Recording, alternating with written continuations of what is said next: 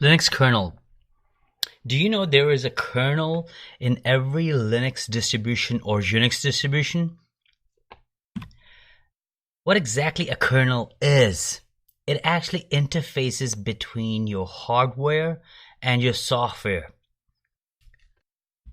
So let's look at this diagram. Here you will see you have at the bottom is the hardware. And what are those hardware? Hardware is like CPU, memory, hard disk, and any outside hardware peripheral devices.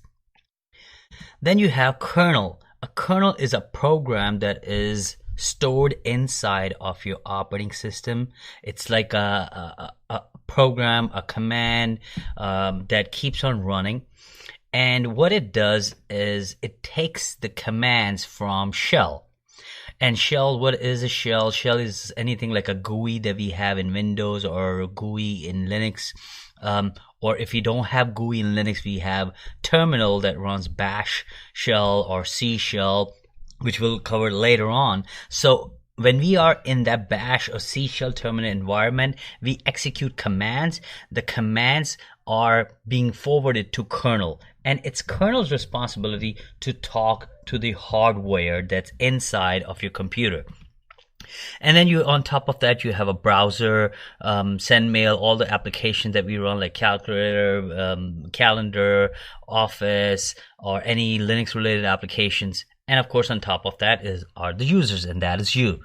So shell and kernel together, that software built together in one package, and that is called operating system. And that operating system is any operating system like Linux, Unix, Mac, or Windows. Every operating system has that little program that actually talks to your hardware. And anything that is a shell, which is written in C programming language as well, that shell or those applications are actually the software. So this is what the real kernel means, and we really need a kernel in any operating system to talk to our hardware.